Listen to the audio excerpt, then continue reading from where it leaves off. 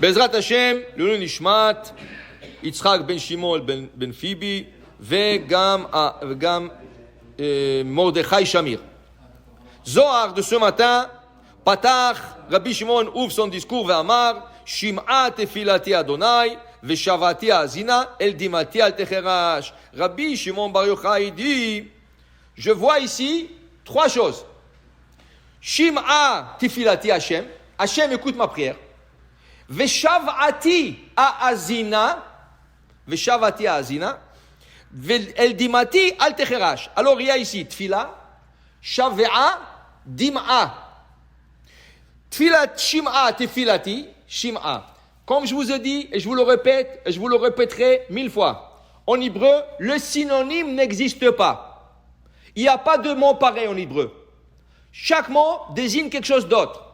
Alors, il y a ici Shim'a tefilati, Aazina el dimati. Quelqu'un qui connaît rien, il va te dire, oh, l'ishmoa, l'azin, c'est la même chose. C'est pas du tout la même chose. C'est pas la même chose. Regardez dans la avant-dernière parasha de la Torah. Aazinu hashamayim ve'adabera ve'tishma haaretz imrepi. Qu'est-ce qui commente Rashi? Qu'est-ce qui commente là-bas le commentateur? Aazinu hashamayim. Quand tu dis ta'azin, parce que tu es proche de la personne. Tishma, parce que tu es loin. Moshe qui était proche du ciel, il disait Aazinu hashamayim. Et il était loin du matériel de la terre, il dit Vetishma haaretz. De loin, elle écoutera la terre. Ça veut dire que le Aazin, c'est proche. L'Ishmoa, c'est de loin. Donc, ici, David Ameler dit Shim'a tefilati Hashem. Aazina Shavati Aazina Vel dimati al techerash. Dit Rabbi Shimon Bar Yochai, alors viens, je t'enseigne quelque chose. Il dit, il y a 3 manières de prier. Tfila. Mazet tfila, à voix basse. Comme dit le Shulchan Aruch, quand tu fais la Hamida, tu dois baisser la voix. Si tu lèves la voix, has v'shalom, c'est comme si tu n'as pas de emuna. Tu penses que Dieu ne peut pas écouter. Alors tu lèves la voix pour que Dieu t'écoute. Has v'shalom.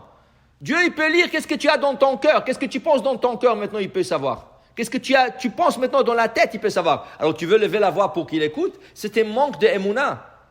Donc la Hamida se fait en silence. Mais qu'est-ce que c'est silence? Le Shulchan Aruch dit, il faut la lire à voix basse. Mais il faut l'écouter, toi-même, toi. Celui qui fait la Hamida, tu dois l'écouter. Vient le Harizal, il dit non, même pas ça. Même pas ça. Tu dois lire tellement basse que rien que tes lèvres articulent. Mais tu n'arrives pas à t'entendre toi-même. Tellement basse. Pourquoi? Parce qu'il dit, il y a des anges qui passent. Et quand il entend que tu demandes la refoua à la parnasa, ils prennent ta prière, ils ne la laissent pas monter en haut. Alors tu la fais basse pour que rien qu'Hachem l'écoute. Qu'un ange, s'il passe, il ne veut pas l'écouter. Comme ça dit le Harizal. Alors il dit ici, ça c'est chez Tfila. Après Tfila, il y a Shav'a. Qu'est-ce que c'est Shav'a? Il emmène Rabbi Shimon Bar Yochai un verset dans le livre de Shemot. Vata'al Shav'atam el Elohim. Qu'est-ce qu'ils ont fait le Bnei Israël quand ils étaient torturés, frappés, massacrés, asservis? Qu'est-ce qu'ils ont fait? Ils commençaient à crier. Pendant la journée, Hachem, regardez qu'est-ce qu'ils nous font. Hachem, je ne peux plus. Hachem. Vatal Shav'atam el Elohim. Ils criaient vers Hachem. Et Hachem, il les a entendus. Et il a pris Moshe Rabbeinu et dit, va leur sauver. Ça c'est Shav'a. Et après, il y a Dim'a.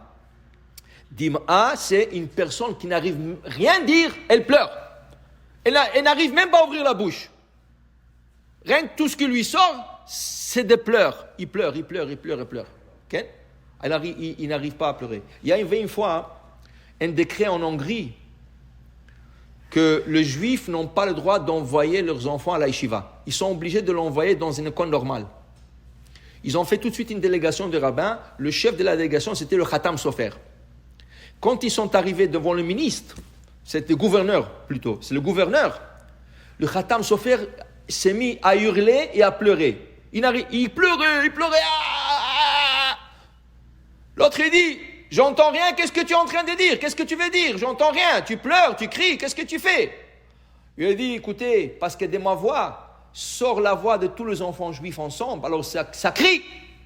et vous n'arrivez pas à entendre. Tu comprends? Des fois, une personne n'arrive même pas à s'exprimer, elle pleure. Elle pleure. Ça, c'est dima'ati.